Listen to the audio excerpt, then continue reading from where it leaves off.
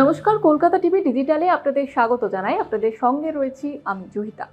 আমরা জানি যে এই যে 2026-এর বিধানসভা নির্বাচন, প্রত্যেক দিনই তার প্রচার চলছে। যদিও প্রথম দফা নির্বাচন মিটেছে, তবে দ্বিতীয় দফা নির্বাচনের জন্য যেখানে যেখানে রয়েছে সেখানে কিন্তু জোর কদমে প্রচার চলছে। এবং আমরা জানি যে বিধানসভা ভোট বা যে কোনো নির্বাচনই হোক না কেন, নির্বাচনের আগে প্রচারটা কিন্তু বড় ফ্যাক্ট করে। এবং তার ছাড়াও আমরা দেখেছি যে তারকাদের দিয়ে যদি প্রচার করা যায় তাহলে কিন্তু আরো বেশি করে সাড়া পাওয়া যায়। এবং পরমব্রত চট্টোপাধ্যায় তিনি এবার সরাসরি রাজনীতির মঞ্চে।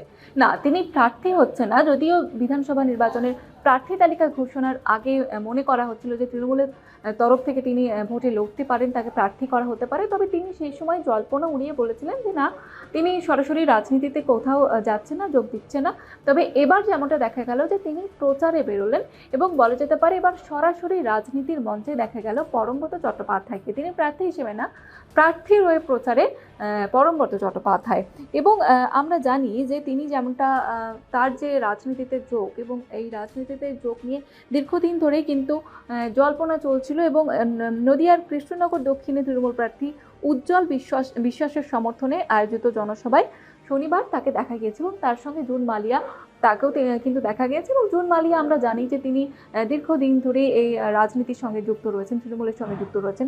তবে পরমব্রত চট্টোপাধ্যায়, তার অসংখ্য অনুগামী রয়েছে। এবং পরমব্রত চট্টোপাধ্যায় তিনি কি রাজনীতির মঞ্চে তাকে কি দেখা যাবে, এই নিয়েও কিন্তু বহু তর্ক বিতর্ক প্রশ্ন ওঠে।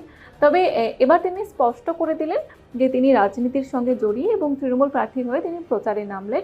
এবং তার পাশাপাশি তিনি জানিয়ে দিয়েছেন যে এবারের 2026-এর বিধানসভা নির্বাচন, এই 2026-এর বিধানসভা নির্বাচন কিন্তু শুধু একটা সাধারণ নির্বাচন নয়, এটা হচ্ছে বাংলার হয়ে লড়াই, বাংলার হয়ে নির্বাচন। এবং সেই কারণেই তিনি রাজনীতির মঞ্চে সরাসরি পা দিলেন এবং তিনি প্রচারে গেলেন। তৃণমূলকে ভোট দেওয়ার জন্য তিনি সকলের কাছে ভোট প্রার্থনা করলেন, তৃণমূল প্রার্থীকে জেতানোর জন্য তিনি প্রার্থনা করলেন।